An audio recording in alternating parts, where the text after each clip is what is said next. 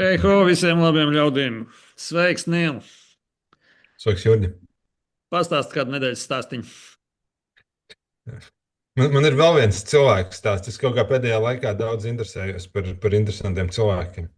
Un, tas stāsts ir par tādu austrālieti. Šoreiz vārds Klifs Janks, viņš tagad jau ir miris, bet stāsts par viņu ir tāds. Restīvi Austrālijā notiek tādi ultramaratoni. Nu, viņi notiek arī mūsdienās, viņi notiek arī iepriekš, kas ir ārkārtīgi grūti. Tā kā tie ir daudzu dienu skrējieni, šie vairāk 100 kilometri tur pa visādiem šķēršļu zonām.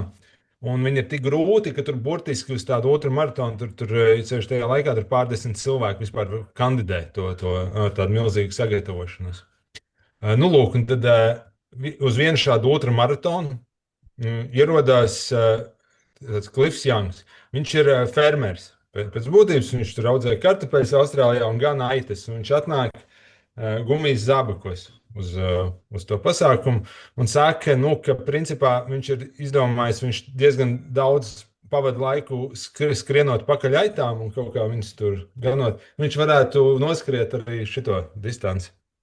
Nu, viņi tur neko daudz negaida, bet reāli no atļauja, protams, viņam piedalīties. Nu, viņš pirms tam ir kaut kur parādījies un tā piedāvā. Un tas, kas notiek, viņš noskrien to maratonu ne tikai pirmais, bet viņš noskrien viņu par divām, ar rekordu, kas ir par 2 diennaktīm ātrāks nekā iepriekšējie rekordi.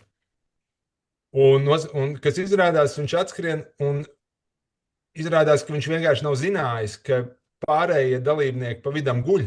Viņš nav iedziļinājies tajos noteikumos, bet tas maratons ir tik grūts, ka visiem pa vidu ir vēl jāpaguļ, un tad viņi var tikai turpināt skriet. Bet viņš kā skrēja, tā noskrēja visu taisnā virzienā, uzvarēja, uzstādīja jauno rekordu, dabūja tur naudas balvu un tā. Restīvi tāds cilvēks. Ļoti interesanti, tāpēc, ka izskatās, ka varbūt nevienmēr ir labi zināt visas problēmas, kas priekšā gaida, un tām kaut kā īpaši gatavoties, jo nu, tas mūsu potenciāls tikt pāri problēmām ir varbūt pēkšņi ļoti negaidīts. Un viņam vispār pēc tam dzīvē labi gāja. Viņš diezgan ilgi nodzīvoja un laikam 75 gados apprecēja 25-gadīgu sievu. Mēs tādu uzturējām savā formā, bet nekā īpaši. Vienkārši ar to, ka viņš bija nodarbināts lauku darbos un visādi citādi spēcīgs vīrietis. Nu tā, man šķiet iedvesmojoši.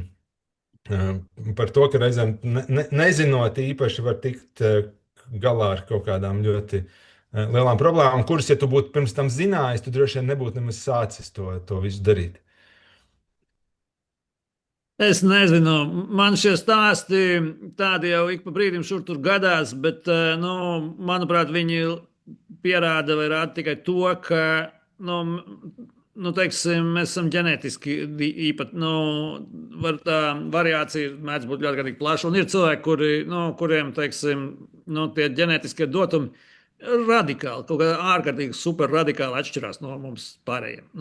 Tie vienkārši ir dabas dotumi. Tas nav tāpēc, ka viņš skraida pakaļ aitām, lai gan arī tāpēc, bet, principā tur apakšā ir kaut kāda ģenētika, kas teiksim, atšķir šo individu no visiem pārējiem tik ārkārtīgi radikālā veidā, un līdz ar to, principā, mēs nevaram neko no viņa mācīties vai iedvesmot. Tas ir līdzīgi kā ar to slaveno Vim Hofu, ja?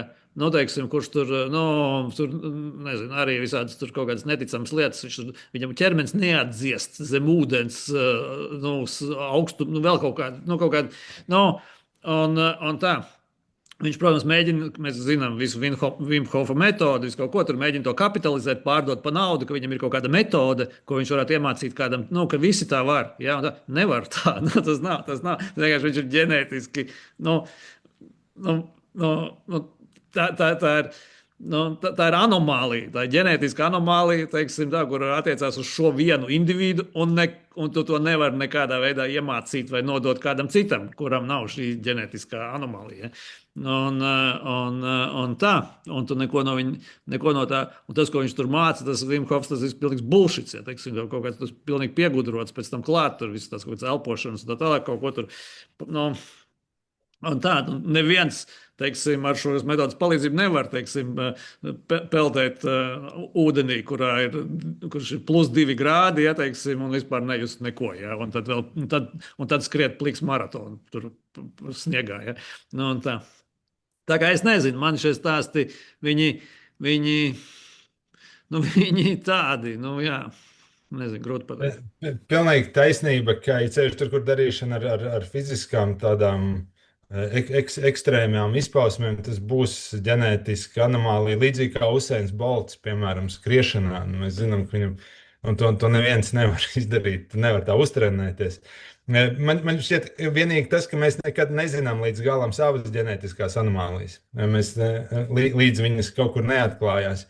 Un, tā arī ir tāda zona, bet jā, tas ko tu sāki, tas ir iemesls, kāpēc, lai arī mēs mēģinām mācīties, mēs gribam mācīties no veiksmīgākajiem cilvēkiem, no veiksmīgākajiem piemēriem savā profesijā, tur pieaugot pasaulē, bet īstenībā mēs no viņiem pārsvarā gadījumā neko nevaram daudz iemācīties, jo vai nu viņu ģenētika ir pilnībā citādāka nekā mūsu, vai arī viņi ir tik talantīgi, ka viņu pieeja, tas, kā viņi to dara, nu, piemēram, ko mēs varam iemācīties no ārkārtīgi talantīga rakstnieka, piemēram, laso, un bieži viņi pat mēģina nodot šīs savas padomas, un tie vienmēr izklausās diezgan triviāli, vai ko mēs varam iemācīties no ārkārtīgi veiksmīga uzņēmēja.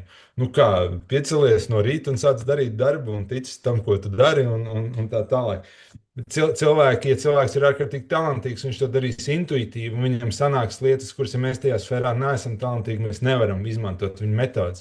Līdz ar to mēs biežāk varam iemācīties patiesībā no viduvējībām, kuras ir par spīti netik veiksmīgiem ģenētiskiem un citiem apstākļiem spējušas dzīvē tomēr kaut ko sasniegt, nekā, nu, skatoties uz tādiem top piemēriem. Jā, absolūti. Pilnīgi tā. Un tā atdarināšana neko nepalīdz. Tieši tā, labs piemērs tiem rakstniekiem. Tu tur vari analizēt Hemingway teikumu, teiksim, struktūru un 10 teikumu struktūru savā starpā un vēl kaut ko. Un tu pat vari to atdarināt. Ja? Īpaši mākslīgais intelekts var to atdarināt viegli. Nu, un tā ir. Bet tikai tas nav tas. Nu, jā, tas ir it kā tāpat, bet tas nav tas pats un tādā garā. Es tev piekrītu, jā, visvairāk mēs varam mācīties no cilvēkiem, nu, kas ir līdzīgi mums, kas ir līdzīgi mums pēc spējām, talantiem tā tālāk. Un tad viņiem ar šo ģenētisko komplektu ir izdevies, nu, vai izdodas tikt galā ar kaut kādām lietām, kurām mēs gribētu tikt galā, un tad skaties, kā viņi to dara un domā, vai tas ir. Nu, jā, nu, kaut kas tāds, bet tieši tā, ir ārkārtīgi grūti mācīties no super ģēnija, ja tu neesi ģēnijs. Nu, ko tu vari no viņa mācīties? Ja tu būtu ģēnijs, droši vien tu tur varētu, nu, saprasties, ja, teiksim, un kaut ko ieraudzīt un tā. Tā ir, jā.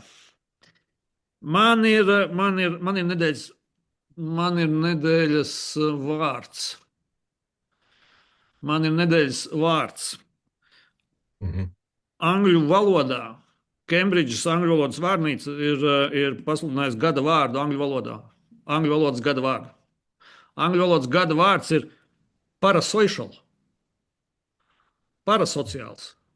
Parasociāls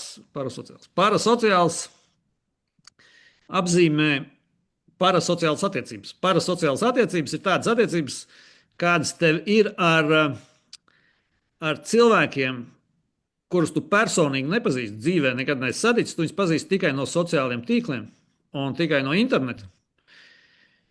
Bet tie ir kaut kādi, nu, tātad, nezinu, sportisti, slavenības, popkultūras, kaut kādas zvaigznes un tā tālāk.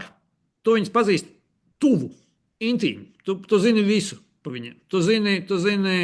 Tu zini, es nezinu, kur viņš dzīvo, kur viņš šonadēļ bija, cik viņš pelna. Tu zini visas viņa draudzenes un vīrus un sievas, un tu zini, ka viņam pagājušajā gadā nomira vecmāmiņa, un tu zini, ka viņš šonadēļ ir augstējies. Un tu zini, tu zini, kādus drēbes viņš valkā un kādos veikalos viņš iepērks. Tu zini, es nezinu, visu tu zini par viņu. Tu zini, kur viņš atpūšās un tā. Un jums ir tuva, nu, it kā tuvas attiecības. Tu zini par viņu vairāk nekā tu zini par saviem, nezinu, ģimenes locekļiem daudziem. Nu, tu zini vairāk par kaut kādu sportistu, kuram tu seko un kuru tu tā nekā, varbūt tu zini, kā tavai mammai iet tagad, ja, šonadēļ. Un tā. Tas ir īpašs attiecību veids, un tas ir īpašs jauns fenomens, kāds vēl pirms, nezinu, 15, 20 gadiem nekā tāda nebija. Nu, mums nebija tāda, nekā tāda nebija. Nebija. Pirms sociāliem tīkliem nekā tāda nebija. Nu, mums bija, nu, bija, protams, zvaigznes un viss kaut kas, un slavenības un tā tālāk, bet tas attiecību tuvums iluzorais, viņš tāds nebija. Ja, teiksim, tā. Tu zināji, ka Miks Džegers dzer, ja, un lieto narkotikas, bet tā vispārīgos kaut kādos, tā tikai. Ja, tagad tu zini par viņiem, un tas, ko tu zini, veidojas ne tikai no tā, ko viņi publicē, bet tur fani, tā tā. Un jā, manuprāt, tas ir trāpīgi un tāds labs novērojums. Un, attiecīgi, tas ir jauns fenomens, un viņam ir jauns vārds - parasociālas attiecības. Man liekas, interesanti.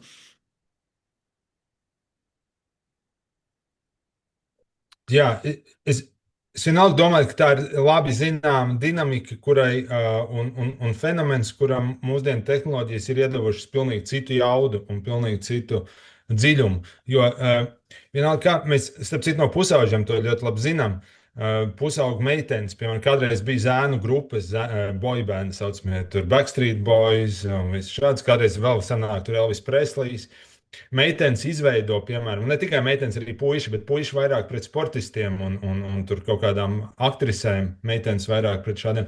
Izveido ļoti spēcīgas emocionālas saites un ir apsēsti un seko līdzi visam, katrai informācijas druskai, ko var par viņiem atrast. Un tā intensitāte ļoti līdzinās mīlestībai, tādai ciešai pieķeršanās. Un savā ziņā tas ir labs, vajadzīgs mehānisms, tāpēc, ka tajā vecumā tev ir ļoti bīstami veidot attiecības, pa īstam īstas attiecības. Teiksim, tev ir 14, 15 gadi, kur nu vēl ar kaut kādiem vecākiem vīriešiem vai sievietēm vai pornozvaigznēm, piemēram, tā nebūtu laba doma. Bet tieši tāpēc, ka viņi nav pieejami, tā ir laba lieta, jo es varu tās emocijas pārdzīvot, es varu saprast, ko tas nozīmē, bet man viņš nekad nebūs pieejams, līdz ar to tas ir pilnībā droši. Man nav nekāda riska nokļūt, vai tikt seksuāli izmantotam, vai kā citādi izmantotam. Teiksim, ir pilnīgi droši mīlēt Elvis Presliju vai to pašu Miku Džegeru. Tādā ziņā tev nekas slikts no tā nedraud. Bet to attiecību, to pieredzi, ko tas nozīmē, ka tu pēc kāda ilgojies, ka tu pēc kāda to iegūsti šādā veidā. Protams, tagad cilvēkam ir vairāk, un es domāju, tavā parasocialitātē tas, kas ir jauns, ir tas, ka to dara cilvēki, kuriem vairs nav 14 gadi, bet kuriem jau ir krietni pāri. Un arī viņi šādā veidā veido attiecības. Un bieži cilvēkiem mūsdienās viens no spēcīgākajām attiecībām, kas ir, tā kā tu aprakstīji, tie cilvēki, par kuriem viņi zina visvairāk, vai ar kuriem viņi ikdienā visvairāk ir kaut kādā šādā kontaktā, ir cilvēki, kuri nav viņu lokā, ar kuriem viņiem ir tieši tikpat mazas iespējas satikties reālajā dzīvē, kā ar Miku Džegeru iespējams. Tas ir tas citādais, man šķiet, kaut kādā ziņā.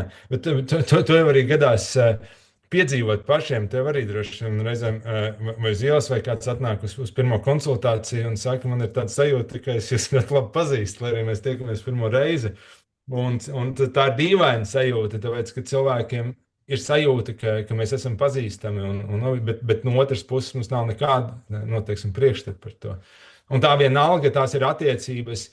Jā, caur sociālām viņas var būt ļoti detalizētas, bet tās vienalga ir tikai ar to pusi, kuru tas cilvēks izliek internetā, vai kur ir pieejama. Pat ja viņš izliek to, kurā veiklā viņš pērk savas drēbes, tomēr visticamāk būs lielākā daļa, kur viņš neizliek. Un līdz ar to tās attiecības, kurā gadījumā ir ļoti iluzoras. Ļoti dažādi cilvēki, daži jau izliek reāli tieši tā kā visu.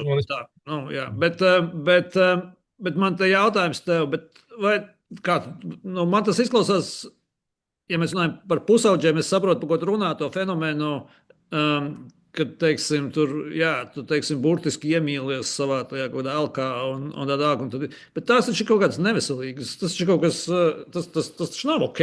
Tas taču ir kaut kas tomēr tāds, es nezinu, tas ir creepy kaut kā viss. Tas ir jocīgi, ja? Tas nav tā. Tu saki, ka tas labi, ka tu ir tāda pieredze droši un tā. Tas šī kaut kā jocīgi tomēr, ne? Pusauģa dzīve vispār ir ļoti jocīga, ja mēs tur sākam iedziļināties. Un daudz kas tajā ir krīpī.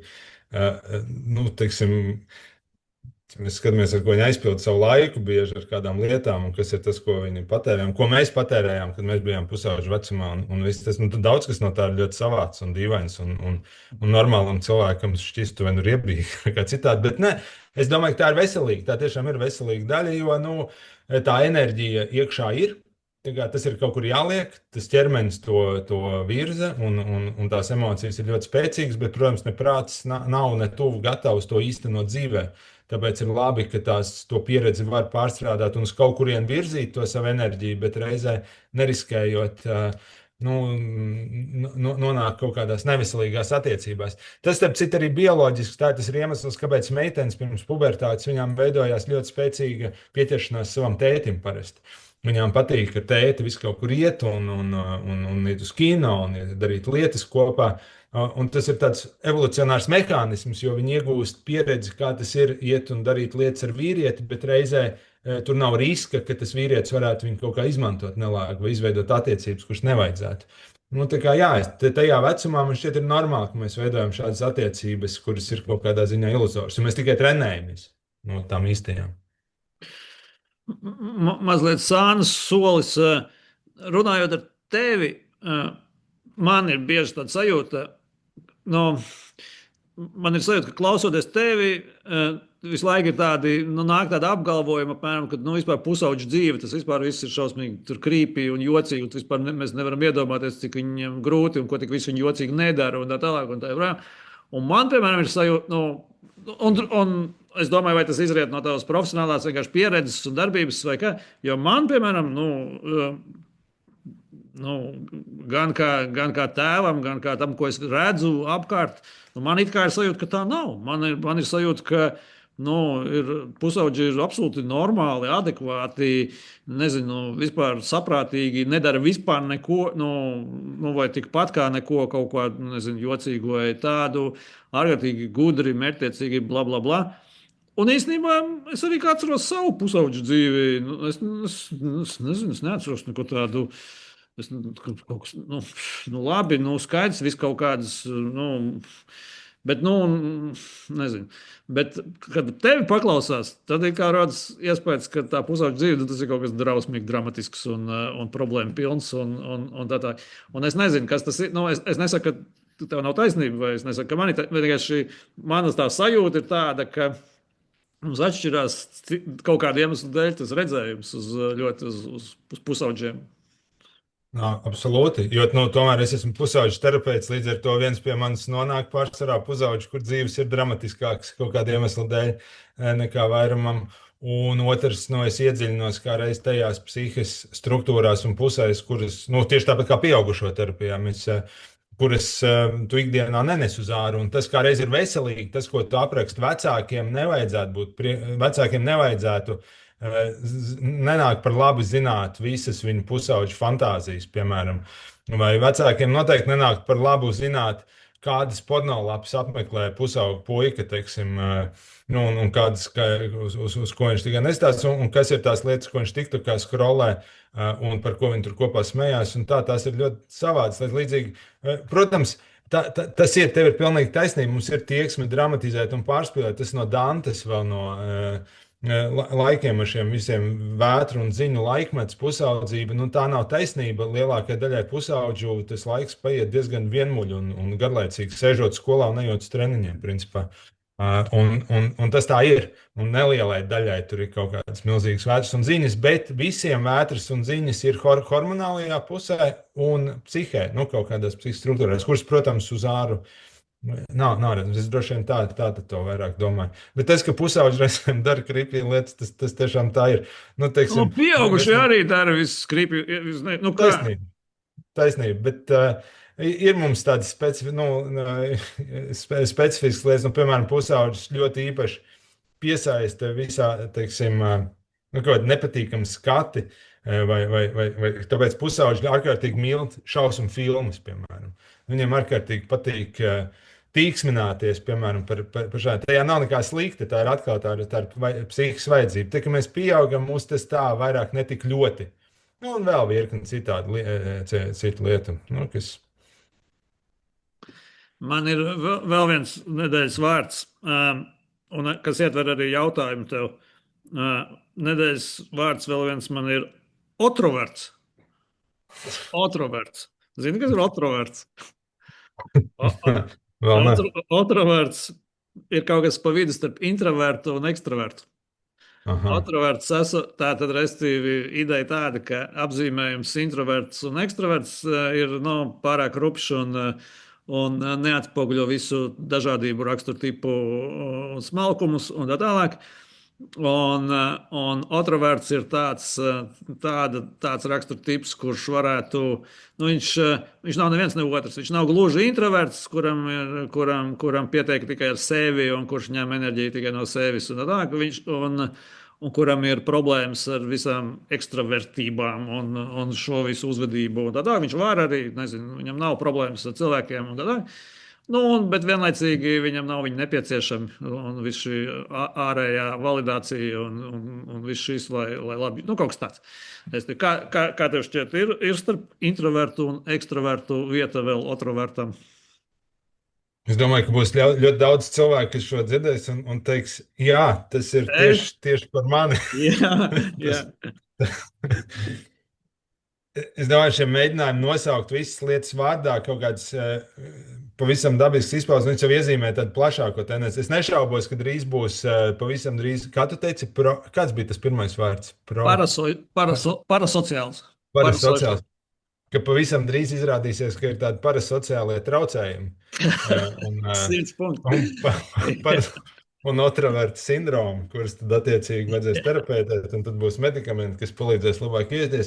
Restīvi, tā ir mūsu sabiedrības tendence, ka mēs piešķiram nosaukumus un šīs tad it kā tādas labels kaut kam, kas iepriekš tika uztverts kā vienkārši personības izpausme vai dīvainība vai nepatīkama personības šķautne, viss kaut kas mums teikt ir pēc iespējas vairāk vārda. Starp citu, psihiatrijā ir pat tāds ir nosaukums šai tendencei veidot nosaukums. Jo tikko mēs piešķiram kaut kam vārdu, tā tas it kā,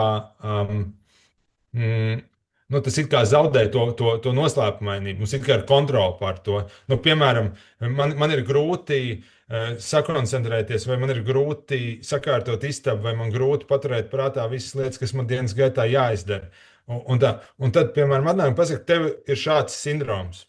Un tas it kā ir atvieglojoši uz kaut kādu brīdi, jo tagad tam ir piešķirts vārds, un es ar to varu kaut ko darīt. Un reizēm tā ir laba lieta, tāpēc, ka tas var palīdzēt labāk saprast, kas ar mani notiek, bet reizēm tā ir slikta lieta, jo tad es sāku piešķirt šos sindromus pilnīgi katrai parādībai un sāku visu interpretēt caur tādu nosaukumu prizmu, ka, piemēram, tas nav tā, ka es sēžu mājās, draudzēties, un mans lielākais draugs ir mans YouTubers.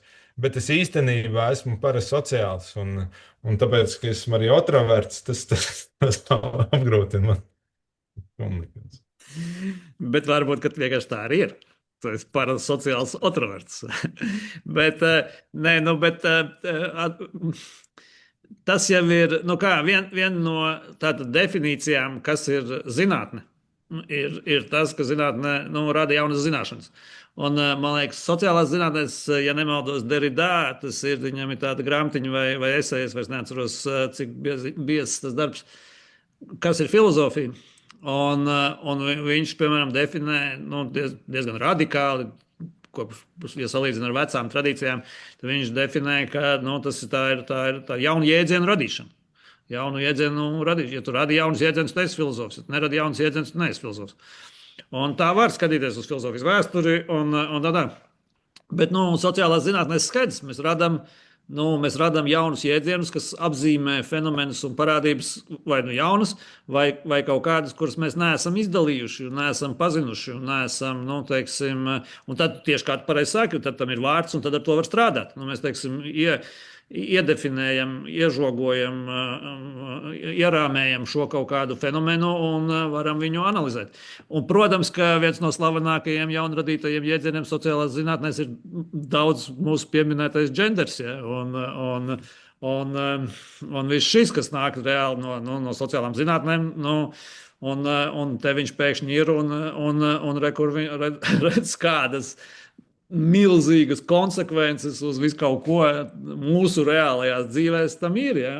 Tā kā mm, jēdzienu radīšana, jaunu zināšanu radīšana, tas ir tas, kā mēs ejam uz priekšu. Ja? Tas, kā mēs iepazīstam, pētam, analizējam un tā. Ja cevišķi, ja tas nāk kopā ar jaunu zināšanu radīšanu, tad reizē mēs redzam daudz jaunas terminus sfērās, kurās, piemēram, zināšanu apjoms mums ar to nepalielinās. Bet man šķiet, tas ir, protams, ļoti precīzi, ko tu saki, vārdu došanai ir maģisks spēks. Mums Bībele sākās ar to, ka Dievs aicina pirmo cilvēku dot vārdus lietām, un dodot vārdus, mēs pasakām, kas tas ir un ko ar to darīt. Tāpēc arī mūsdienu kultūra karu cīņas lielākās ir par vārdiem, par terminiem, kā saukt to vai nesaukt. Un tam ir milzīga nozīme, jo, piemēram, no kādas kategorijas mēs šo vārdu izmantosim. Nu, piemēram, mēs pasakām, ir milzīga atšķirība, vai mēs pasakām, jūsu bērns ir ļoti aktīvs, vai mēs pasakām, jūsu bērnam ir hiperaktivitātes traucējumi. Mēs no vienas puses tā būtu uzvedības lieta, no otras puses tā ir medicīnas lieta. Un katrai no tām ir milzīgas sekas, kā mēs pret to attieksimies. Un kas pats interesantākais, ka tās abas divas var būt gan vienādi patiesas, gan vienādi nepatiesas. Un mums nevienmēr ir viegli saprast, kā vienu vai otru lietu saukt. Un, piemēram, viena no lielajām diskusijām manā sfērā ir tieši par šo, vai ir pareizi saukt šos cilvēku noskaņojumus klīniskos, vai izmantot medicīnisko valodu, runāt par depresīvas traucējumiem vai runāt par tām kā par slimībām. Jo tikko mēs to pasakām, tā mēs to ieliekam tādā pašā lauciņā, kā jebkura fiziska slimība, piemēram, to, vai mēs bērnu uzvedību ieliekam tādā lauciņā. Un tikko kā mēs ieliekam to medicīnas lauciņā, tā ārstēšana, protams, primāri ir ar, piemēram, medikamentiem. Un tad sākās viss šī diskusija, ko es zinu, kur mums ir dažādas domas droši vien, bet tieši par to, vai mēs gadījumā nesaucam medicīniskos terminos lietas, kas patiesībā ir psiholoģiskas vai rakstura vai personības, un vai mēs neārstējam patiesībā gluži normālas dzīves grūtības vai sarežģījumus. Absolūti, absolūti. Mums te visiem Foucault vajadzētu pārlasīt šo tad. Jā, nu labi, parunājam par politiku kaut ko vai par pasauli. Kas tev šonadēļ tāds? Es labprāt parunātu par lietu, ko man pašam nav izdevies dzirdēt, bet es lasīju pie Ērika Stenznieka. Viņš pēdējā laikā ir viens no labākajiem politikas aprakstniekiem. Man šķiet tā laba lieta, ka Ēriks nonācis politikā. Viņš līdzīgi kā reklāmā, tur var ļoti daudz ko pienest. Es lasīju viņa ierakstus par reklāmas kampaņu budžetam. Es, diemžēl, šeit nevaru to, neesmu dzirdējis, bet ļoti gribētu saprast, kas tur īsti notiek. Ļoti labs, par ko parunāt. Tas kaut kas neticams. Tā nav bijis nekad. Es neko tādu neatceros. Es neko tādu neatceros, ka valdība finansētu masīvu reklāmas kampaņu, kurā ar vistrulākajiem ziepju reklāmu paņēmieniem tiek teikts, ka ir ļoti labs budžets. Valdība ir labi pastrādājusi. Pieņems ļoti labu budžetu. Un tiek izmantot burtiski bērns, kurš saka, ka tagad, ja viņš ir drošībā, tad visi ir drošībā, un ja mamma priecīga, viņš priecīgs, viņš priecīgs. Un tik labs mums ir budžets. Tik labs mums ir budžets, ka mazi bērni sit plaukstas un priecājās, un māmiņas priecājās, un visi priecājās, cik valdība labi pastrādājas. Un šī kampaņa iet ar masīvu budžetu, pārspējot Rimi, Maksima un TET pēc apjoma budžeta. Un valdība, kurai nav naudas nekam, kura skaitot katru santīmu, kā mēs zinām, un tā tālāk, valdība ir atradusi naudu šim. Un kas ir, starp citu, protams, ārkārtīgi zīmīgi, jo tieši šis ir budžets. Kurš ir tā kā vissliktākais budžets, par ko tu nevar atrast nevienu ekspertu, nevienu organizāciju, kas teikt, ka šis ir labs budžets. Visi, sākot ar uzņēmējiem, darbdevējiem, beidzot ar daudzbērnu māmiņu un kaut kādām tur organizācijām, visi saka, šis ir slikts, šis ir vilšanās, šis ir slikti no visiem viedokļiem. Izdevumi nav samazināti, tēriņi palielināti, ģimenēm slikti, viss slikti.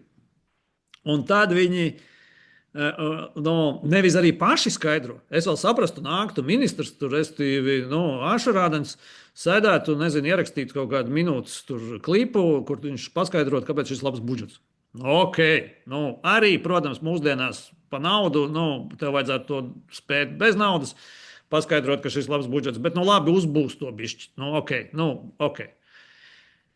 Nē, vienkārši tupa tādiem sloganiem, ja teiksim, un tā, kas ir, un tas notiek 11 mēnešus pirms vēlēšanām, un tā. Un neviens mēdījā, es atceros, kā bija, kad Ušakovs tērēja naudu tur kaut kādā Rīgas reklamēšanai, un ka Rīga tur daudz ko izdarīs, un labi strādā, un kāda visāda tāda.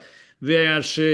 Tur bija viss, tur bija knābi, tur bija kas, tur bija visi raidījumi, visi vienkārši, kā var tā kaut ko darīt, tērēt tādu naudu tur, lai reklamētu, ko Rīgas doma izdarīs, ārprāts un šausmas. Tagad nekas, pilnīgs klusums, Eriks tieši tā vienīgais, kurš vispār pievērš uzmanību, un tā tālāk, viņš opozīcija, ok, bet kaut kas pilnīgi neticams. Kā ir nokrituši jebkādi standarti. Un kā lai nekritizē medijas? Ja? Kā lai nekritizē medijas? Nav neviens sižets, kurš pieņēma tādu lēmumu. Cik tieši tas maksāja? Kā pieņēma lēmumu? Kā tas tika argumentēts? Kur tas tika apspriests? Kas to akceptēja? Ja? Kā nonāca tieši pie šāda radošā risinājuma? Kāds bija brīvs? Kā tas vispār viss notika? Nevienu nekas neinteresē. Mēs pofīgi. Ja? Netic, kā lai nesaka, ka visi mediji ir kā saka, ņem naudu no valdības un valdība nekritizē. Kā tā, lai savādāk šo, teiksim, vērtē? Tas pat izklausās neticami, jo viens atceroties kādas milzīgas kampaņas bija tad, kad parādījās šīs trešās personas, kas tur kaut kas pasaulē, vēl tur kaut kas. Tad bija mēģinājumi kaut kā izveidot reklāmas kampaņas ārpus tiešā mēdīju budžetu, jo loģiski partijām ir ļoti ierobežoti līdzekļi. Tas bija. Vairs jau nav. Vairs nav ierobežoti līdzekļi partijām. Tas kādreiz bija ierobežoti līdzekļi partijām. Vajadzēja visu saziedot pašiem. Kā tagad taču visas šīs partijas viņas saņem no valsts grandiozu finansējumu. Bet tādā ziņā, vai tas, ko drīkst tērēt, piemēram, vēlēšana reklāmās, tas vēlēšana budžets, tas joprojām šķiet diezgan stingri ierobežots. Tā ir viena no lietām, ko visvairāk tur mēģina visādi. Tur ir visādi ierobežojumi, bet naudas ir daudz, un tagad piedāvājumam nav nekāds priekšvēlēšana periods. Tagad tu vispār var diezgan brīvi, arī to ierobežojumi ir mazāk, un tā tālāk viņi attiecās tik uz to pašu pēdējo periodu. Nē, partijām ir naudas, bet šīs nav pa partiju naudu. Šis nav, tur gan nav norādīts, bet, mēs tā kā saprotam, ka šis ir kaut kāda valsts nauda, un tā, tur nav rakstīts, šo apmaksā jaunā vienotība. Un tā. Tad, principā, sanāk, ka par valsts naudu pat netērējot valsts partiju naudu, ko valsts dara. Es tā saprotu. Ir valdošās partijas, principā reklāma, jo tā ir reklāma. To nevar nekā savādāk nosaukt. Un tie no mums, kas kādreiz ir strādājuši vai bijuši tuvu reklāmas biznesam, ja tā ir taisnība, ka tas ir kaut kas līdzvērtīgs Rimī vai TET kampaņām, tad mēs saprotam, par ko ir runa. Tas ir, prātam, grūti aptverami. Jo Rimi un Tete un Maksim, tos tie ir vislielākie reklāmdevēji, kas mums valstī ir, no tiem vien turās. Okay. Bet kā tas var būt? Tieši tā, to nevar saprast, kāds var būt, un vēl mazāk es varu saprast, ka tas var būt, un tas nevienam neliekās kaut kas tāds, vispār šokējošs un visatļautība un kārtējā nenormālā līdzekļu kaut kāda izpļakarēšana un tam līdzīgi. Nē, es nezinu, droši vien, ka sabiedrība ir kaut kā, mums jau vienalga. Mēs jau vairs, mums jau laikam visiem jau viss ir vienalga vienkārši. Es nezinu, kā savādāk to izskaidrot. Vai arī mēs esam atraduši kaut kādas alternatīvas tvaika nolaišanas mehānismus un savus mazos burbuļus, kur par to var vārīties? Tur Eksā, YouTube, vēl kaut kur Facebookā, vēl kaut kur. Un līdz ar to tas tvaiks nemitīgi turās tādā burbuļošanas līmenī, bet nekad ne tādā, lai norautu kaut kādu to vāciņu nost. Un arī, protams, liekas interesanti, ka tur bērni tiek iesaistīti šajās reklāmās, jo kādreiz tā bija tāds diezgan liels tabū, vai katrā gadījumā, kad tie parādījās, par to bija tāds milzīgs nosodījums. Un, nu, it sevišķi te arī visā šajā kontekstā par cīņu par tiesībām, pret vardarbībām, vispārējo. Nu, tas ir tā drusku dīvaini sākt ar šo nodarboties atkal. Uh, jā. Neticam, vienkārši. Nu, un tā. Bet, nu, jā, tāda nu, mums ir tagad jaunā realitāte. Bet partiju reitingi, runājot par šo partiju reitingu, jaunie arī iznāca. Un līdzīgi tā kā tu sāki, neizskatās, ka cilvēks. Man šeit ir divas lietas. Noteikti varēs daudz dziļāk par tiem parunāt. Bet man ir divas lietas, kas nedaudz pārsteidz skatoties pēdējos reitingus. Viens, tas, ka par spīti visam, un tostarp tam, ko tu nu pats saki, un ko mēs nu pat runājām, vienotība joprojām ir diezgan, respektīvi, vienotība ir otrā populārākā partija joprojām tieši aiz LPV. Par spīti absolūti visam. Nu, to man ir nedaudz grūti saprast. Bet otrs, ka kopējie cipari ir ārkārtīgi zemi. Ja mēs skatāmies uz tiem reitingiem, jā, viņi ir otrie, bet tie ir 8%. Tā kā 8% atbalstītāji. Tas ir ļoti, ļoti zems atbalsta līmenis vispār sabiedrībā varai. Man šķiet, es nezinu, vai kādreiz ir bijis vēsturiski zemāk. Bet nu, tad mēs redzam divas lietas. No vienas puses, jā, cilvēki joprojām atbalsta lielā mērā to varas sistēmu, kura ir, bet no otras puses tie, kas to atbalsta, ir ļoti maz. Nu, kaut kā tā tu droši vien varētu translēt. Bet nu, tā 8% atzīme likās ļoti savādi. 8,3, jā, LPV 8,6, progresīvie 6,6, apvienotais saraksts 5,6, Nacionāla apvienība 5,6, ZZS 5,6. Nu, viņi zemi, bet viņi tur apmēram tādi plus mīnus vienmēr tur bija. Nē, bet skaties, vienkārši jāsaprot mums, kā reitings rodās. Nu, Iedomājies, pie tevīm atnāk pieklauvē pie durvīm, pētījuma centra SKDS meitenē ar cepurīti SKDS un saka tā un tā, vai jums nebūtu 20 minūtes laikā atbildēt uz jautājumu. Principā nē, bet, ok, labi. Kaut kā viņi tev pierunā, teiksim, veltīt tur tajā anketē laiku. Viņa tev iedod jautājumu vienkārši. Ja rīt būtu vēlēšanas, lūk tev partiju saraksts, kuras, ja rīt būtu vēlēšanas, šīs partijas rīt startētu vēlēšanas. Tāds ir jautājums. Tu nevari, tev jāatbild šo parametru ietvaros. Tad, par ko tu balsot rīt? Tev ir šīs iespējas, kuram izvēlēties. Ja? Un tā, ņemsim vērā, ka 27% cilvēki saka, ka viņi nezina, par ko balsot. 30% uz šo jautājumu saka, ka es nevaru atbildēt uz šo jautājumu. Es nevaru, ne pa vienu no šiem es nevaru nobalsot. Ja? Kas ir tas milzīgais cipars, ja? Un tā tālāk. Un tad vēl 15% saka, ka viņi vispār nepiedalīsies tajās vēlēšanās. Tas ir vēl viens veids, kā teikt, ka es nezinu. Tu man iedevi šīs te partijas, es nezinu, par ko balsot. Bet tad, teiksim, un tas jau mums ir tur 45%. Ja?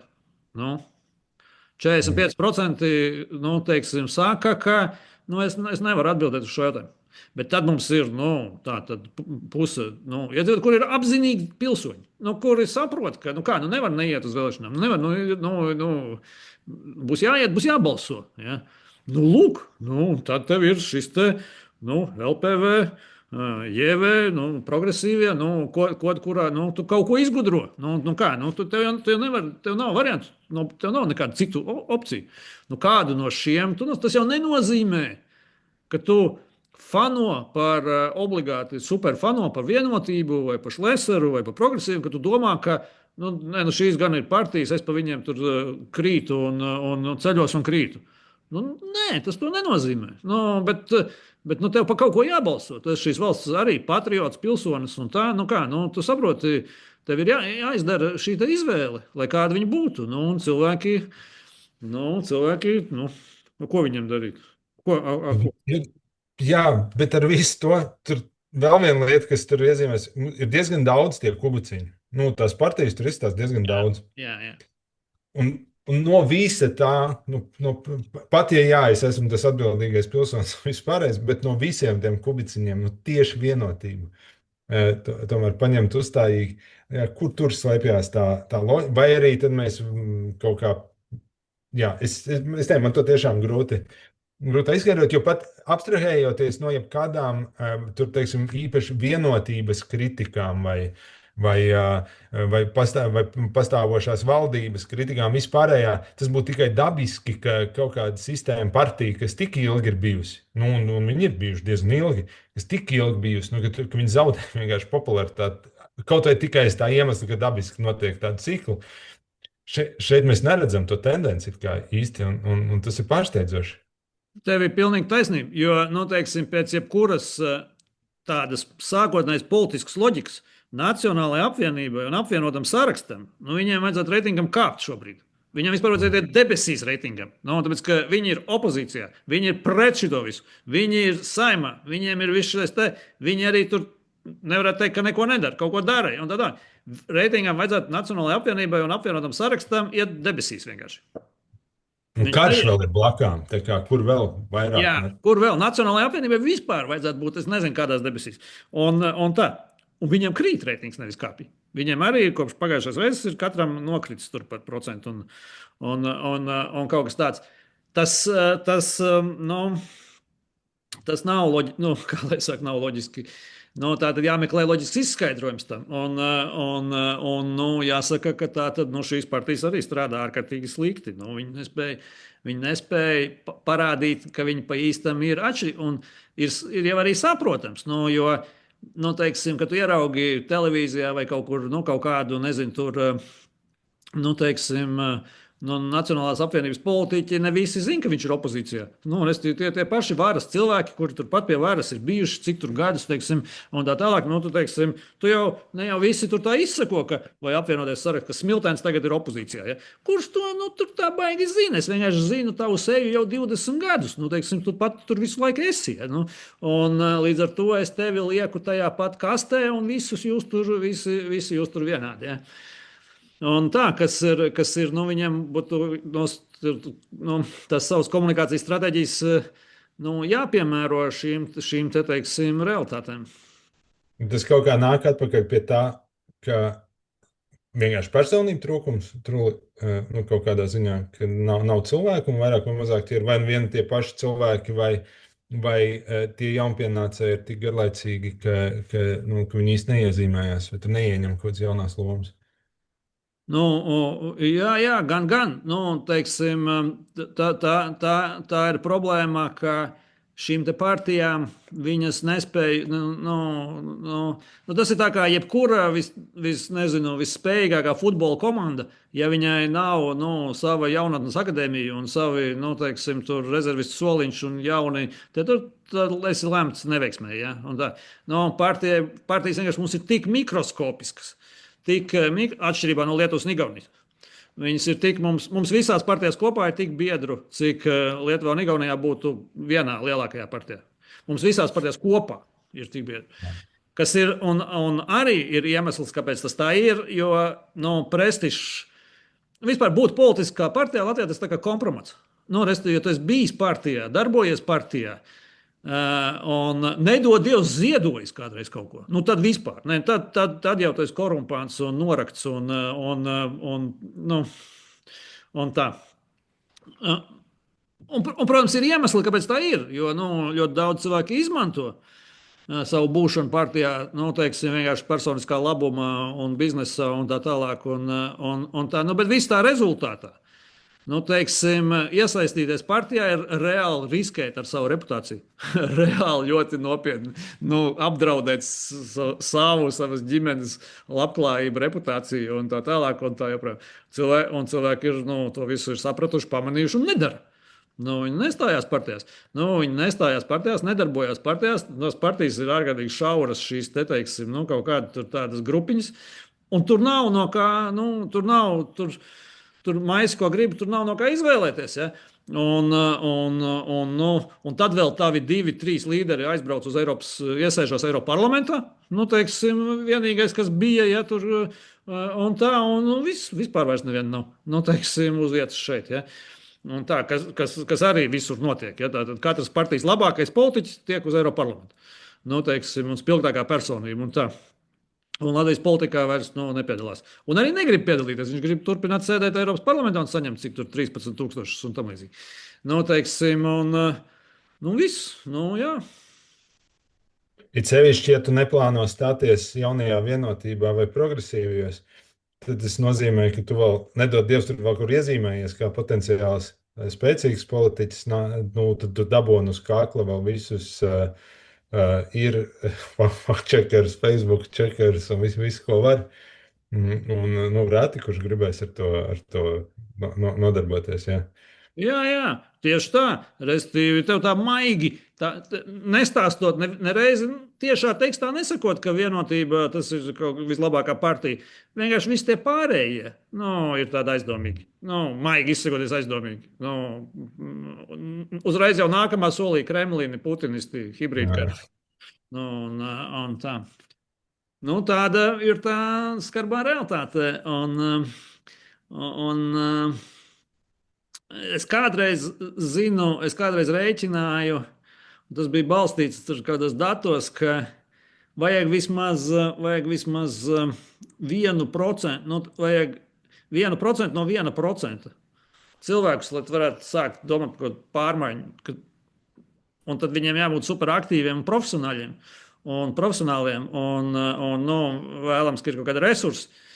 Un tad var sākt kaut ko domāt, teiksim, tad arī savāc, teiksim, tāda izmēra spēcīgas komandas. Ja. Izklausās, ka tur vienīgais risinājums būtu vai milzīgi celt partiju prasības no biedru skaita ziņā, kam droši vien kas nebūtu labs risinājums. Vai otrs, kaut kā ļoti spēcīgi sajaukt pašu sistēmu, izdarīt kaut kādu šoku terapiju tai sistēmai, kurā tās kārtas kaut kā pārdalītos. Absolūti, un tāpēc es pilnībā atbalstu Hermaņa ideju, restīvi, sliktāk nebūs. Es nevaru iedomāties, ka varētu būt sliktāk. Sliktāk nebūs, tieši tā, tas var pēkšņi ieviest kaut kādu vitalitāti. Tas negarantē arī neko. Nav tā, ka tad gan beidzot viss dzīvē ies labi. Protams, arī nē, bet tad kaut kas ir jādara. Tāpēc, ka pareizi jau tas, citādi ir šī bezizēja. No vienas puses mums vajadzētu tās lielās partijas. Mums vajadzētu tās lielās partijas, lai viņi iekšienē ir konkurence, lai viņi iekšienē ir kaut kādi procesi, tur pirms vēl cīņa par vietām un tā joprojām. Jā, vajadzētu darīt tā. Kas arī ir tas, ko Latvijas valsts ir darījusi, ir cēlusi tur biedru skaitu un tā tālāk lēnām, bet kaut ko tur dara šī virzienā. Bet tas noved pie tā, ka jaunam kaut kam piestartēt kļūt aizvien grūtāk un grūtāk. Kaut ko jaunu izveidot kļūst aizvien grūtāk un grūtāk. Un patiesībā tas nostiprina šo te, teiksim, nepārāk efektīvo partiju, teiksim, sistēmu, kamēr viņām tiešām tur būtu vienkārši jāiet mājās. Viņiem vienkārši tur būtu jāiet mājās, un tas viss būtu jāsāk no sākuma. Un tieši tur jau arī tā taisnība. Un, ja teiksim, būtu tāda vēlēšana sistēma, kā Hermans iesaka, tur 90% no viņiem nekad neievēlētu. Neviens viņus nekad neievēlētu. Viņi tur sēž, tie cilvēki tur sēž, viņi nav pelnījuši, viņus neviens nekur neievēlētu, ja viņus neievilktu vienmēr kāds 1, 2, teiksim, tie vilcēji. Kas nav normāli. Jā. Celt prasības pēc biedru skaita varētu situācijā, kur valstī ir vairākas spēcīgas partijas jau un ir kaut kāda iekšējā konkurence, un kur cilvēkiem ir relatīvi lielāks atbalsts vienai vai otrai partijai, bet man šķiet situācijā, kurā tev ir partijas, kur atbalsts lielākajai partijai ir 8% no sabiedrības, un kurā ir milzīgas aizdomas, un viss liecina par diezgan sistēmisku korupciju. Un lielākā daļa cilvēku nav iesaistīti šobrīd politikā vispār celt kaut kādu tādu, tas būtu krimināli, man šķiet. Jo tas nozīmētu, vienkārši stiprināt to sistēmu neveiksmīgo, kas ir. Gribās Jā. pateikt dažus vārdus par ārkārtīgi bēdīgo situāciju Ukrainā un Trumpu, kurš nu, jau atklāti aizstāv Putinu un spiež uz Zelenski un vispār runā visu tieši to, ko Putins un Zelenska tādu, nu, manuprāt, jau visai neslēpto izmisumu visā šī situācijā, kur nu, vienkārši viss kļūst grūtāk un grūtāk. Un no Eiropas tas atbalsts, no Amerikas atbalsts, tā tad, nu, tur to vairs nekādā veidā nevar nosaukt par atbalstu. Tieši otrādi, no Eiropa to nespēja nekā kompensēt. Fronte iet arī grūti, un man ir arī paziņas, kontakti kaut kādā Ukrainā. Nu, un situācija tā tad nāk ziema, un ja šādi Krievi turpinās, tad nu, daudzās Ukrainas pilsētās tas situācija ļoti tāda, ka viņiem izdosies Krieviem nu, iznīcināt to elektroapgādi un visu to infrastruktūru tā, ka līdz līmenim, ka to vairs nevarēs nu, uzturēt. Kas nozīmē ziemā nu, visu. Siltuma nav, bet nu, arī visas, iedomājies, nu, daudz dzīvokļu mājas un viss, nu kā, tur visas pārsprāgs trubas, stāvvadī, kanalizācija nestrādā. Nu, tur tā sociālā katastrofa, kas tur briest, līdz kurai, kā pašu ukraiņu eksperti tā tad stāsta, nu, kad mēs esam tuvu tādam brīdim, kad viss šis iestāsies. Un ziema jau tagad tikai tūlīt sākas. Tagad. Un vēl ir viss priekšā. Ja? Un nu, palikt ziemā bez tā. Un Krievi savukārt nu, mērķtiecīgi ļoti sistemātiski uz to strādā. Un nu, tā viss kļūst ārkārtīgi grūti. Jā, man šķiet, ka šī būs kaut kāda izšķiroša nedēļa, šī un nākamā droši vien. Jo tas, uz ko izskatās tās lietas, ka šis varētu būt tas brīdis, kad Amerika tiešām aiziet kaut kādā ziņā no šī konflikta prom. Un šķiet, ka viss Trumpa uzvedībā liecina par to, ka viņš to darīs. Ja viņam neizdosies atrast ātru risinājumu, man šķiet, tas, uz ko viņš šobrīd spiež, un kā, nu, tas ir gan viņa prātā, gan visā citā, tas ir ātrs risinājums, kurš varētu. Tāds būtu, ja pie tā neizdosies nonākt. Šķiet, ka neizdosies pēc visas spriežot. Visticamāk, Amerika izies no turienes, un mēs pagājušajā reizē sākām runāt par Venezuelas konfliktu, un tur kā reiz tas konflikts sāsinās šajā nedēļā. Amerikas iekšpolitikā aizvien vairāk runā, ka tas sāk izskatīties pēc kara situācijas, ka tur varētu notikt bruņots iebrukums. Nu, redzēs, kāds iet, bet man šķiet, ka tikko, ja kaut kas sāksies Venezuelā, tad viss fokus pārvelsies Amerikas uz turieni. Un, nu, mēs te paliksim. Jā, Smai, tu teici, ka tu esi nosties to filmu 2000 metru līdz Avģievkai. Jā, nu, viena no lietām, protams, par Ukrajinu daudz filmu, bet viena iznāca šobrīd, viņa diezgan tādu plašu atsaucību arī ir guvusi, par to daudz runā. 2000 metru līdz. Tas, kāpēc viņa ir tik ievērības cienīga, viņa burtiski seko vienai mazai grupiņai, kura cīnās par to ciematu, principā, Avdīmaku. Un tas, kā tas viss notiek, un tās kameras ir piemontētas karavīriem pie ķiverēm, un līdz ar to mēs esam burtiski iekšā tajā, nu, bez filtriem, bez cenzūras, viss ļoti skarbi. Man jāatzīstās, ka es nevarēju vienā piegājienā viņu arī noskatīties, un skatos vakarā pirms gulētiešanas. Ļoti. Bet, ja gadījumā nav sanācis nostīties, es ieteiktu paskatīties nedaudz, tāpēc, ka tas piešķir, nu, šis ir tas, kā tas karš izskatās reālajā dzīvē, nu, pie zemes. Vārda burtiskajā nozīmē. Nu, tas ir tas, ko nozīmē karš, un tā filma to ļoti, ļoti labi to ideju parāda.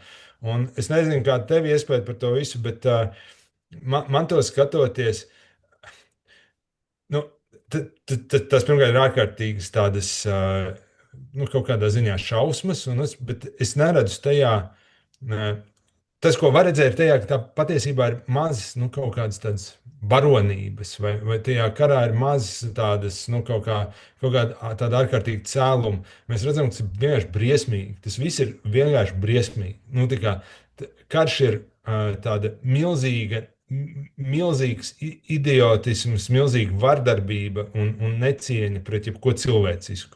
Un mēs redzam, ka tie, kas karo, tie ir 20, 25 gadīgi čaļi. Tur tas komandieris, pie kā viņi iet, nest karo, viņam 24 gadi. Viņš ir kaut kāds puisis, kas no noliktavas paņemts. Un tad mēs redzam 22-gadīgus studentus, kas tur atvākš. Un mēs redzam arī to viņu dinamiku. Viņi karo kaut kādā ziņā tā, it kā viņi ir tie, kas viņi ir, jauni vīrieši, jaunieši kaut kādā ziņā, un stāvot pie tiem ekrāniem, mēs varam iztēloties, ka viņi spēlē datorspēli. Pat tas, kā viņi seko tam līdz drona kamerām, visam pārējiem, bet reizē mēs redzam, ka tas ir par viņu dzīvēm, kuras principā tur beidzās. Un viņas beidzās vai nu fiziski, viņi nomirst, vai viņas beidzās psihiski. Jo, protams, ka no tādām pieredzēm viņš nekad neatnāks atpakaļ tāds pats, kāds ir aizgājis uz šo te karu. Un arī cik tas viss šķiet pat ne savādi, bet absurdi. Jo tā cīņa notiek šajos 2000 metros, kas ir maza meža strēle, nekurienes lauka vidū par mazu ciematu kaut kur. Un mēs redzam, ka tas ir, un šajā vietā tiek pazaudēts tik daudz dzīvības, tik ļoti skarbos veidos, briesmīgos vienkārši. Jā, man nebija nekāda tāda īpaši laba priekšstata par kariem arī pirms tam, bet šī tad ļoti, un es domāju, ka reiz par reizē ir vajadzīgs, tāpēc, ka mēs runājot par šo karu, īpaši mēs jau bieži arī sākam, mēs runājam tādā politiķu valodā vai no tādas ļoti attālinātas perspektīvas par to, taisnīgi, netaisnīgi, kur tās robežas vajadzētu vilkt, vai tagad padoties, vai nē, ka ir jātur, restīvi tādas kā strateģisks lēmums, bet tas reālais karš ir tāds, un to arī ir ļoti svarīgi turēt prātā. Bet es nezinu, kādas tev pārdomas? Jā, piekrītu visam, ko tu saki, vienīgais akcentēt, ka tā, manuprāt, tomēr ir varonība tieši tur būt. Vispār tur būt, to darīt. Teiksim, un tie Ukraiņi tieši tā, tie jaunie, tur starp citu interesanti, arī tie skatu punkti, kur tas Feģa, ko tu saki, tas komandieris, kur viņš stāsta, ka īstenībā viņam ir tik dziļa tā ticība, ka mēs uzbūvēsim visu no jauna. Visas mājas mēs atjaunosim. Un patiesībā, tad, kad mēs atjaunosim to visu, tas būs vēl skaistāks nekā tas bija pirms tam. Nebūs nekas tas padomju mantojums, nebūs nekāds tas veco padomju kaut kādas tur, kas paliekas. Un tad mēs uzbūvēsim visu. Un viņš dziļi tam tic, restīvi, un par to viņš cīnās. Un tā. Un viņi, jā. Un tad bija tāds vecāks vīrs, kurš miris jau, kurš brīvprātīgi pieteicies, viņš militārā policijā bijis, un viņš pieteicies, un tur arī nomirs. Un, tur, tā cilvēciskā puse, viņa ir, jā, ļoti emocionāli, ļoti aizkustinoši. Tas iedod, protams, citu dimensiju, bet, protams, tā bezcerība un kaut kādā ziņā tas stulbums. Un starp citu jāņem vērā tas 23. gads, kas tur uzfilmēts, karš jau vēl ir kļuvis briesmīgāks. Viņš tehnoloģiski attīstoties, viņš ir kļuvis, tur jau gandrīz vispār dronu vēl nav un tā. Viņš ir kļuvis vēl tāds. Jā, es domāju par to, ka mums ir, ka mēs kaut kā, mani ik pa brīdim nepamet sajūta, ka mēs šeit Latvijā mēs esam vai nu kaut kā pieraduši, vai cenšamies izstumt to karu no savas apziņas. Mums nav tā trauksmes izjūta. Manuprāt, ir daudz pa maz tāda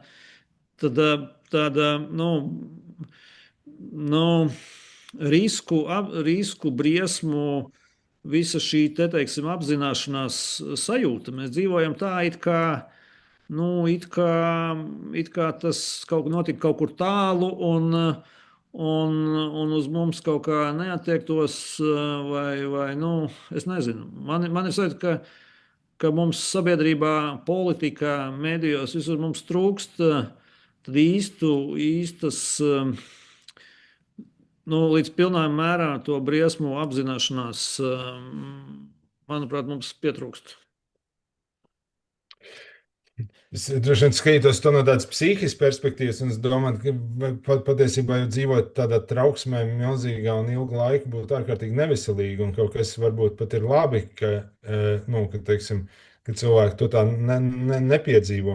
Jo mums jau psihi aizsargā pret milzīgo trauksmi nemitīgi. Tevs pieminētais ļoti labs piemērs, kur tas jaunietis, nu, principā jaunais vīrietis, kur viņam tas, kas viņa psihi aizsargā, ir šī, nu, visticamāk, tā ir fantāzija, jo pat ja tā piepildītos dzīvē, visticamāk, viņš to nekad nepieredzēs. Viņš nepieredzēs šīs jaunās pilsētas, visticamāk, pat ja tās kādreiz parādīsies tā meža vietā. Bet tas ir tas, kas viņu dzen uz priekšu. Tur vēl viena tāda aizsardzības fantāzija bija ļoti interesanta. Ir Frīks, tas jaunietis no Radio institūta, kurš saka, ka viņš ļoti tā racionāli spriež. Viņš saka, nē, tas nav tā, ka karā ir nejaušība, ka tev vai nu tā lode tev atradīs vai nē. Nē, karā ir atkarīgs viss no tā, kā es pats rīkojos. Un ja es būšu prātīgs, tad tā lode man neķers. Un viņš to sāka arī ar milzīgu ticību, milzīgu pārliecību. Un tas ir tas, kas viņam ļauj saglabāt saprātu kaut kādā ziņā šajā neprātīgajā situācijā. Bet reizē mēs uzzinām no aizkadra balss, ka viņš mirs. Viņš drīz jau mirs. Viņš ir miris, jā. Jā, un tagad viņš ir miris, jā. Un tas ir tik ārkārtīgi skarbi un šausmīgi. Es domāju, ka līdzīgi arī no jebkuram. Es nezinu, vai būtu prātīgi dzīvot trauksmē. Man kādreiz liekas, ka Latvijā šī trauksme ir vismaz bijusi. Es teicu, neesmu varbūt piedzīvojis, bet cilvēkos jau tā jūtās. Un varbūt tas ir pat pats sliktākais dzīvot tā, it kā kara situācijā, lai arī karš reāli nav tajā vietā, kur tu esi. Un tas nozīmē, ka tu piedzīvo kaut kādā ziņā kara trauksmi, bet tev nav iespēja viņu neko ar to daudz darīt. Protams, tas saprātīgais, un laikam tas, par ko tu runā, būtu ņemt to vērā, un kā mēs varam vispār mazināt trauksmi. Mēs varam meklēt risinājumus un te gatavoties. Nu, un tad mēs tur taisīt tādu domātu, ko darīt, kā labāk sagatavoties jaunajai pasaules realitātei, fiziski, politiski, visu šo. Bet tas prasa saprātu, tas prasa institūcijas spēcīgas, tas prasa politiskus lēmumus dažādus, ar ko, protams, tā īsti labi, maigi sakot, neiet, un to ir grūti darīt. Un, ja cilvēks nevar darīt to, tad viņš var vai nu uztraukties, un tajā ziņā tad diezgan bezjēdzīgi uztraukties, vai viņš var to izstumt un par to nedomāt vispār, izlikties, ka tas nav, vai cerēt, ka tas nepienāks, vai ka tā lode viņu nenoķers tomēr. Kaut kā tā droši. Bet mani arī bišķi pārsteidz. Es redzu cilvēkus un zinu cilvēkus, kuri reāli, tā kā man šķiet, ka viņi pa īstam tā domā, ka tas karš tūlīt beigsies. Labi, kaut kad beigsies. Tūlīt, kaut kad beigsies. Visi kari kaut kad beidzās. Viņš tūlīt kaut kad beigsies un dzīve atgriezīsies vecās sliedēs. Viss būs pa vecam. Tas arī labi parādās tagad tajā debatē par to, vai vajag sliedes nojaukt vai nevajag tur uz Krieviju. Mums ir sliedes un garrobežas sliedes un tā tālāk. Un gan armija, gan ASV militāri analītiķi saka, tas ir vispār, ko es runāju. Tam jau sen jābūt nojauktam. Un tā kā riktīgi nojauktam, tur pārraktiem un tā. Un cilvēki saka, un viņi saka, ko jūs, kādas sliedes? Karš tūlīt beigsies. Dzīve atgriezīsies vecos, teiksim, un tā, un mums taču ir ostas, un mums tranzīta bizness, un mēs vedīsim kravas no Krievijas, no Kazahstānas, no Uzbekistānas, bla, bla, un tā tālāk, un kā, paskatieties kartē, te restīvi 800 gadus, Rīga ir bijusi, teiksim, ostas, kas apkalpo visus šos ceļus, un tā, un vienkārši, tagad nē, skaidrs, tagad nē, bet, dzīve atgriezīsies savās stēs. Un es saprotu, ka tā var domāt, bet es baidos, ka mēs, protams, nezinām. Putins rīt var nomirt, viņa vietā var nākt kāds, nezinu, tur politiķi, kas grib tiešām visu izbeigt, visu atjaunot, eiropizēties, bla, bla, bla, un tiešām varbūt, kad var atgriezties viss tā, kā bija agrāk. Bet visticamāk, Bet šobrīd nekas par to neliecina. Pilnīgi nekas par to neliecina. Šobrīd viss liecina par to, ka dzīve nekad nebūs tāda. Nekad. Pārskatāmā nākotnē nebūs tāda, kā viņa bija agrāk. Uz to ir muļķīgi cerēt. Vienkārši tas nenotiks. Nebūs tā. Un ar to ir jārēķinās. Bet šķiet, ka mums ir daudz cilvēki. Viņiem pašiem biznesa, tur vēl kaut kas tā, viņi vienkārši sēž un gaida, ka tūlītās jau viss atgriezīsies vecās sliedēs. Es domāju, ka neatgriezīsies. Nu, ne, pilnīgi noteikti tajā pašā upē nevar iekāpt divreiz, un tieši tādas pašas situācijas, kāda bija, noteikti nebūs. Bet es domāju, ka mēs arī nekad nevaram paredzēt to, kā lietas notiks ceļš tik sarežģītās situācijās, ceļš tādās lietās kā attiecības un valstis un vispārējais. Jo, nu, kā varēja paredzēt, kāda veidosies, piemēram, Latvijas attiecības ar Krieviju, tad, kad sabruka Padomju Savienība? Mums jau ir tādas pieredzes, kurā pēkšņi visa pasaules kārtība mainās, un nekas nav tā, kā tas bijis pirms tam. Vai, vai mēs varētu domāt, esot, teiksim, Otrā pasaules karā iekšā, kāds, ka Vācija varētu pēc tā kaut kā rehabilitēties, kaut kā politiski vai ētiski vai kā citādi. Droši vien tajā brīdī tas vispār neliktos pat iedomājumi. Vai Japāna? Jā, vai Japāna, vēl labs piemērs. Visas šīs vietas. Mēs nezinām, es domāju, ka mēs nezinām. Ļoti grūti iztēloties, kāds tas noteikti nebūs tā, kā tas bija līdz šim, ko arī līdz šim ir bijis visādi un dažādi un tā. Bet kaut kā tas visticamāk būs, vai gribētu cerēt, ka tas būs. Tādā ziņā viņa cerības nav, vai gaidas nav nepamatotas. Skaidrs, ka mēs nezinām, skaidrs, ka mēs gribam cerēt uz labāko, bet tā tad mums ir jāpieņem šodien kaut kāda lēmuma, kas izriet no kaut kāds, kā mēs prognozējam tuvāko un vidēju termiņu nākotni. Un, piemēram, arī šonedēļ NATO ģenerālsekretārs tiešā tekstā, NATO ģenerālsekretārs tiešā tekstā stāsta, ka mums ir jāgatavojas Eiropā tāda līmeņa karam, kādu pieredzēja mūsu vectēvi un vecvectēvi. Respektīvi, Pirmā, Otrā pasaules kara līmeņa karam Eiropā. Tas nav nekāds anonīms, nezinu, avots no izlūkdienestiem vai kaut kas, respektīvi tā. NATO ģenerālsekretārs to saka. Latvijas mēdījos nulle emocijas, respektīvi, es pat nezinu, vai tā ziņa parādījās kaut kur, un tie citāti, un tā, es nezinu. Es domāju, ka mums ir jāizlemj, vai mēs ticami pieļaujam, ka mēs atrodamies militāra apdraudējumā, tāda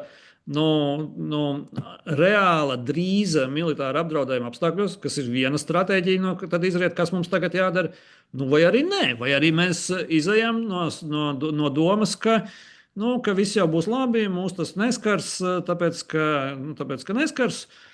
Un tad ir, protams, citi lēmumi un cita stratēģija. Bet manuprāt, ir jāizvēlās kaut kā. Vai tu dzīvo ar šo plānu, vai ar citu plānu. Un es domāju, ka mēs atliekam šī lēmuma pieņemšanu iekšēji un arī ārēji politiski. Mēs it kā gatavojamies karam un aizsardzībai, bet it kā arī ne pārāk. Tā kā saka. Tā kaut ko darām, bet tā arī visu nedarām. Tā kaut kā, ja. Mēs vienkārši neesam, varbūt kā sabiedrība, varbūt ne tikai kā politiķi un valdība, bet varbūt arī kā sabiedrība kopumā. Mēs neesam šo lēmumu iekšēji pieņēmuši. Droši vien. Es gan uzreiz sāku domāt, kas radikāli mainītos vai kā. Man nav, ja godīgi, milzīgas pārliecības, ka Latvija ar savu pārvaldes sistēmu, tad pieņemot kaut kāds tāds lēmums, ka tad pēkšņi tur sāktu kaut kā pragmatiski kaut kas būvēties, darīties, rīkoties. Mēs zinām, cik mums grūti ar to visu iet. Būs budžets aizsardzībai šogad ir rekordliels. Redzēs, kā viņi to apsaimniekos, kā tur uzliks. Es būtu nedaudz, man šķiet, klausīt ģenerāļus un armijniekus, vispār militāristus ir drusku kā ar ķirurgiem. Ja prasīs, kam jāgatavojas, principā ķirurgs teiks, ka būs jāgriež. Līdzīgi kā militārists vienmēr teiks, ka būs jākaro. Tas ir, vai terapeits vienmēr teiks, ka tev vajag to terapiju. Respektīvi, mēs visi redzam pasauli ar kaut kādu savu prizmu, un ja cilvēks ir ceļš tādās pozīcijās, militāristi, viņi to redz tieši tā, un tas ir tas, ka viņi ir sagatavoti, un tas varbūt, to ir vērts kaut kā caur filtru vienmēr. Man šķiet, no otras puses ļoti pareizi, līdzīgi kā tu saki, mēs esam tajā aliansē, un ja alianses vadība saka, tad tas kaut kā uz to kaut kā vajadzētu reaģēt. Bet es pievērsīšu uzmanību, ka mūsu, gan Latvijas, gan NATO ģenerāļi ilgstoši turējās pie vēstījuma, ka beidziet. Mēs esam tik stiprāki. Mēs vispār kā? Mēs esam stiprākā alianses pat neviens nekad. Jūs par aizmirstiet, kāda Krievija, nekas vispār Latvieši vispār stāstīja, Latvijas armija oficiāli izplatīja paziņojumu, ka mēs esam tikpat droši kā Spānija. Tā kā vispār tas ir panikas cēlāji, šitie putinisti kaut kādi mēģina paniku ievest. Tas ir Putina naratīvs, ka ir jābaidās, jo Putins grib, lai mēs esam panikā. Burtiski aizsardzības ministrija šādi piārojās. Bet arī NATO vadība bija, beidziet, mums ir plāni, mums ir viss, mums ir mierīgi, respektīvi, un viss mums ir tik labi, ka attiecīgi tur no kā nav jābaidās. Un tas ir mainījies. Vismaz NATO līmenī tas ir reāli mainījies. Neviens vairs tā nestāsta. Neviens vairs neko tam līdzīgu, ne tieši otrādi. Ja? Un tam ir arī jāpievērš, tas arī ir tāds pamanāms fakts. Jā. Tas gan ir interesants punkts, jā. Labi. Ko? Tad apdomāsim to visu un tiekamies pēc nedēļas. Līdz tam. Paldies visiem!